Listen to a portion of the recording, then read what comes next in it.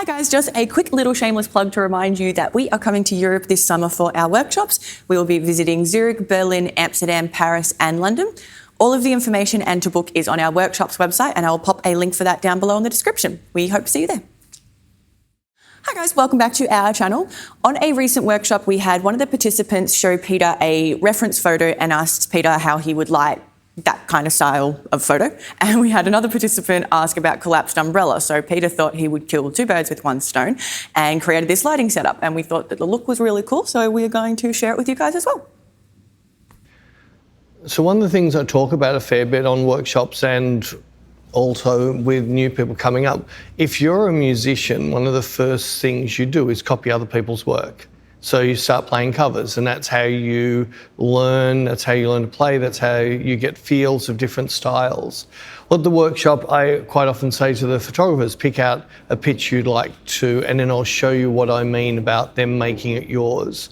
So this picture here was a picture they picked out on the last workshop we had, and it's cool, and I said, all right, so let's take the essence of this picture and then make it mine. So that doesn't mean it could be black and white, it could be anything, but we're going to take the essence of the picture. So I haven't taken any pictures yet, but I did decide in my head that I wanted to use collapsed umbrella because I really like that style of lighting, and I wanted to be able to work the foreground and the background with the same light. Let's just get an exposure set up. Gonna test. Cool. All right, so I'm going to be working on two things at the same time. All right, so I'm too dark to start with. I do like this line that I'm getting here. So I'm going to do a couple of things at the same time. I'm just going to bring this light out a fraction in front, and I'm going to turn up the light. It's about to stop, I reckon. And I'm just going to keep working each shot. Let's get overexposure warning turned on. Right, so their brightness is about right. The way the light's falling is not. I'm going to pull this out a touch further and move it in a little bit closer. Now that should have turned the light down on Beck a little bit and hopefully wrapped around her face more. All right, just checking how far off. That's right on the edge of overexposing. I might just bring that a fraction more forward, and I might tilt it a little bit. So when I'm talking about tilting it, I'm tilting the umbrella just so I can use a little bit more of this edge of the umbrella. And that's the whole reason of using the collapsed umbrella, is because I want to be lighting more and more with the edge. That's looking better. And I did ask Beck to turn her head up because that's a shot I want to do on this. It's actually quite pretty. All right, so now I've just got to work on the artistic side of this. So I'm going to bring that slightly further forward. My thinking is if I bring it further forward, I'm having a better feather of light. That should have dropped that shadow on the back wall a bit, and I should be able to put a little bit more power into this. Because what I'm doing, I'm also turning this down, quite liking, but I want that edge to be a bit softer. Let's try rolling that out a bit more. And swing it forward just a touch further. All right, so I've got this line here in the shadows working. I want to now match that line. We're now getting nice wraparound around Beck. So if I slide this in a little bit. This is what I call polishing of light. This is me just slightly moving, so I'm liking that.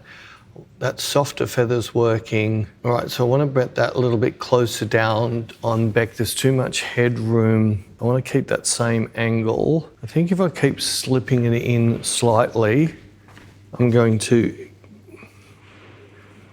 get that to where I want it.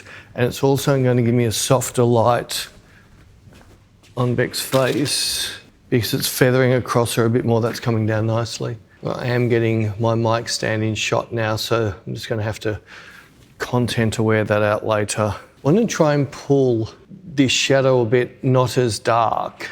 Now I could do it in Photoshop or Lightroom, but let's try and get it right in camera. Hopefully I'm not going to wreck this shot, but just a guess. I could do it from the back side. Let's try it from here first. Cool. Well, it's going to be in shot. You'll see that definitely made that background a little bit lighter, so I'm going the right way. It's done a few things I like there. So let's see if that gets me some extra. Cool. It's really pretty. Well, that definitely softened that off more. I've definitely pulled a fair bit of the darkness off there. Let's just be super stupid and see if I can do it more. I'm forever setting dumb things for myself to try and fix, because a lot of this stuff does give you amazing learning. So just by trying to fix problems with light, you'd be amazed how much you'll actually learn about light and what it can do. Then when you come to light things, you're going to have the answers a lot of the time for problems, especially on commercial sets. This could be an absolute disaster, or it could be a masterpiece. No, that's what I want to do. So I want to grab a little bit more of that light from up there. So I'm trying not to take any light off back. That's where a crazy thing happens. I've either just wasted my time. It wasn't a complete waste. If I come in here with my eyedropper, let's go about Beck's eye height, 28, 29, 30. Is that camera move? Oh, it brought it up like the tiniest bit in the world. All right, let's see if I drop it. See what that does. Oh. Nothing, exact same power. Just moving stuff. All right, so that slight twist of the umbrella now, from there to there, it's pulled this shadow in closer, but see how it's given us a much smaller, softer. So that's actually getting more where I was gonna go. So let's just twist it out the slightest bit. Let's go about half what I pull in, just to get that spot. Cool.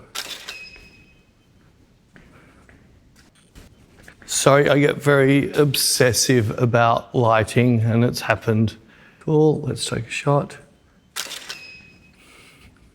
All right, so far it did nothing except light these up.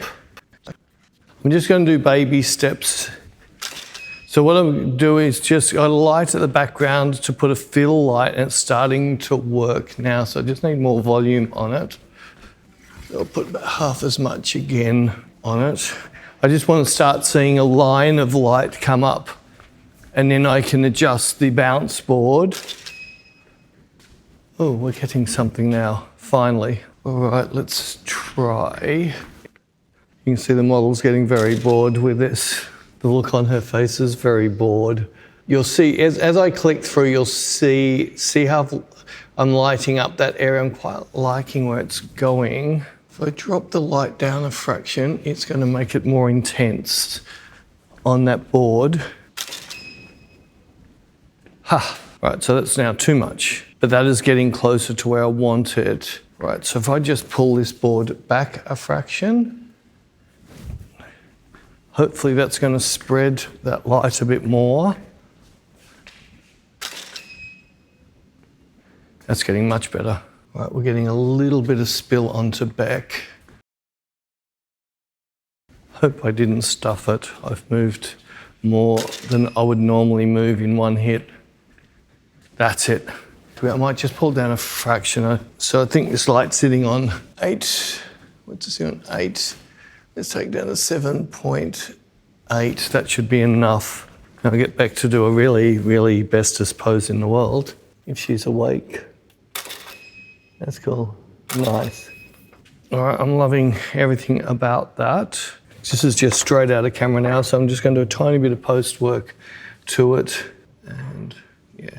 So brought in a little bit of contrast, and I'm putting a little bit of shadow fill. I could teal and orange this a bit more, play a tiny bit with color temperatures. See, I've just made that background a little bit bluer. Make it a lot bluer, but I don't want to make it, I want it more that teal blue color. So if I get it to there and maybe get some green into it like that. Yeah, if we do that on that, and now we'll get Beck's skin a little bit less green, pull some of that green off her. I won't use maybe about there, and pull the saturation off you a little bit. We can make you a little bit lighter. Right, so I'm liking that. Try not to pull a dumb face as well. You try not to pull a dumb face, well done. If I drop up the shadow fill and then drop in some contrast, what do you reckon? Do you like that? Yeah. Yeah? Sure? Yeah. All right, so since we might just throw a little bit of a more vignette into this to enhance it further, I think we just shoot to get our shot. Okay. You happy with that? Yeah. All right, so now I'm just going to try and finish the picture. So Beck, can you just give me one straight in? So all this bounce that I've set up should give us, you won't have to be so up. That's actually really nice. You can work anywhere you like. There's enough bounce coming off those scrims that you don't have to do chin up to the light. That's really cool. That's really cool.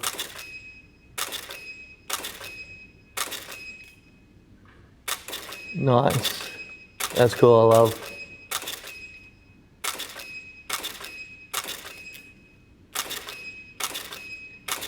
Cool. That's really pretty. One of the problems with copying other people's work is quite often the photographer will try and get the model to copy the exact pose. It never works because the model doesn't feel that pose. It's not her pose, it's somebody else's. Cool. They always look uncomfortable because it's not their natural shape. Cool, I love. That's nice, that's really nice. That's pretty, that's really pretty. You can do look up in ways if you want. It's whatever you feel like doing. If you just, move around, it's going to give more. Cool, I like that a lot, cool. That's really pretty. That stretch up works really well too. Cool, you don't have to look up, but the stretch up. Cool, nice.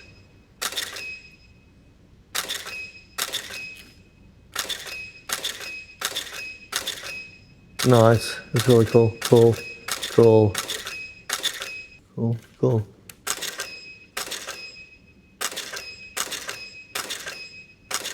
That's nice, that's really cool. So we hope you guys enjoyed that, and sorry for Peter fluffing around with the lighting for so long, but that is how he gets the lighting that he does for his images. For more in-depth tutorials, you can head over to Inspire. There'll be a link down below, but if you want to stay and hang out here, I'll pop some other videos on the screen now.